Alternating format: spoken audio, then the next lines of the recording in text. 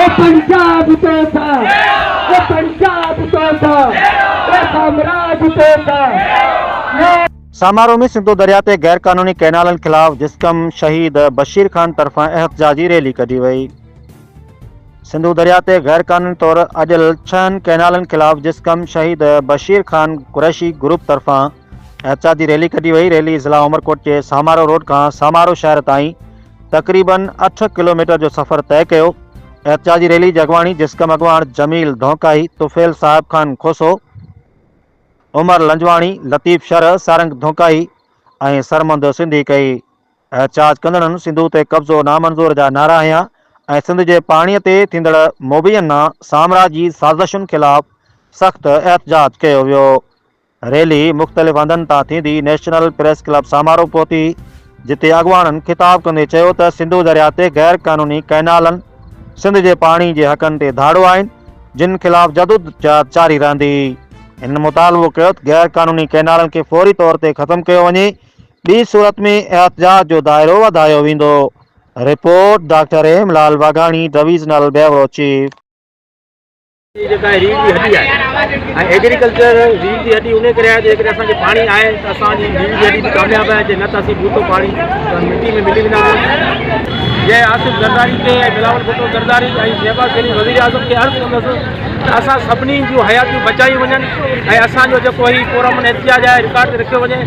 असां बिल्कुलु पहिरीं असांखे सिंध आहे, उन खां पोइ असांजी पीपी जेकॾहिं पीपी हूंदी असीं वफ़ाक़ी रियासत में शामिल थिया आहियूं। तॾहिं खां वठी सिंध सां वेसा ॻाल्हियूं थींदियूं रहियूं आहिनि। असां 1940 जी करारदाद खां वठी उन खां पोइ वरी हिननि जेको आहे उनखे बि पाकिस्तान ठहिण खां पोइ ख़तमु कयो, पोइ वरी असांजे मथां वरी उन्हनि वञियो ऐं उन खां पोइ हिननि छा कयो त जेको आहे क़ौमनि खे जेको आहे उहो हाणे ही जेको आहे असांजे बचनि जो, असांजे माहौल जो, असांजी मैशत जो जेको शहर आहे सिंधु दरिया उन ते धाड़ो हणी ही असांखे असांजे रोज़गार ते ऐं असांजे जेको तहज़ीब जो सर्जींदड़ दरिया आहे उनखे हाणे विसारे ऐं असांजो सॼो पाणी जेको आहे अहिड़े रेगिस्तान में खणी था वञनि जिते असांजूं सरसब्ज़ जेके ज़मीनूं आहिनि उन्हनि खे ई बंजर बणाइणु चाहिनि था। सो ही कॾहिं बि सिंध जो माण्हू इन शइ खे बर्दाश्त कोन कंदो। इन जे ख़िलाफ़ हींअर बि तव्हां ॾिसो पिया ॿारनि खां वठी उस्तादनि खां वठी शागिर्दनि खां वठी वकीलनि खां वठी सभई माण्हू इन जदोजहद जो हिसो आहिनि ऐं असां वाज़े तौर ते इहो चिता था ॾियूं कि साम्राजी हुकूमत जेका सिंधु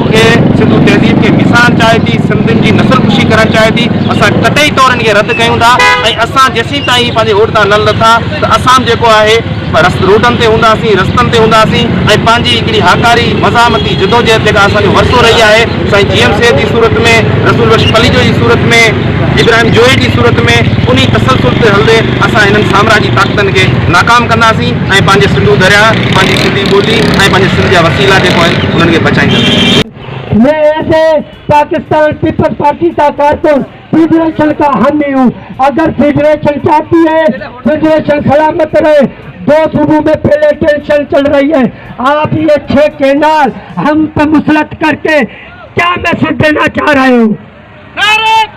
हम मुक़द्दर अहलकू और एस्टेब्लिशमेंट पाकिस्तान, रियासत पाकिस्तान, वफाकी हुकूमत पाकिस्तान से फिलफौर मुतालबा रखते हैं 6 कैनाल नामंजूर वाला नोटिफिकेशन फिलफौर जारी करके इस सिंधी भाइयों के टेंशन को दूर किया जाए, वरना ये हमारा एहतजाज, ये हमारे हकूक की जंग किसी हद तक भी जा सकती है। जो कर्नल शहीद मुजफ्फर भुट्टो, शहीद बशीर खान कुरैशी, शहीद सराई कुर्बान खावर, शहीद लुपड़ो दुलानी, शहीद मैसेज देना चाहते हैं सिंधु पे इनकाली जो कैनाल 6 निकाले जाने का वफाक का मंसूबा है, हम जमायती यकसर उसे मुस्तरद करते हैं और हम ये बताना चाहते हैं अगर सिंध धरती, सिंधु दरिया हमारा पालनहार है, अगर पालनहार की तरफ किसी ने भी मेली आंख से देखा हम उस आंख को निचोड़ देंगे, उस हाथ को तोड़ देंगे। हम अपने पानी की दूध की खातिर अगर देखे ना एक भी मंजूर नहीं करेंगे, कोई कंप्रोमाइज, कोई समझौता नहीं करेंगे। हम के खूनी मंजर से वो मर्द नहीं जो डर जाए हालात के खूनी मंजर से। जिस हाल में जीना मुश्किल है उस हाल में जीना लाजिम है। दोस्तों ऐं पंहिंजे सिंधी भाइयुनि खे ॿुधाइणु चाहियां थो जेको सोठ मासात पंहिंजी हिकिड़ी खंदी ते बीड़ी चवंदा आहिनि त आउं फुड़ो कोन ॾींदुसि हिते खंदी माणे चवंदुसि। अॼु हुन दोस्तनि खे अॼु उन्हनि जज़्बाती दोस्तनि खे आउं सॾु करां थो त अॼु हलनि असां सां गॾु जिते बि जेको बि सॾु ॾिए इन कैनाल ख़िलाफ़। छो ही कैनाल असांजे जेको मौत जो हिकिड़ो परवानो आहे हीउ दस्तख़त आहे जहिड़ो जंहिं दस्तख़त कयो आहे सदर कयो या जंहिं बि कयो आहे असांजे मौत जे परवाने ते दस्तख़त कयो आहे। असीं इन कैनाल ख़िलाफ़ आख़िरी फुड़े ताईं विढ़ंदासीं ऐं आवाम खे अपील करां थो हिन फुड़े लाइ केरु केरु रत ॾियण लाइ तयारु आहे। जय सिंध।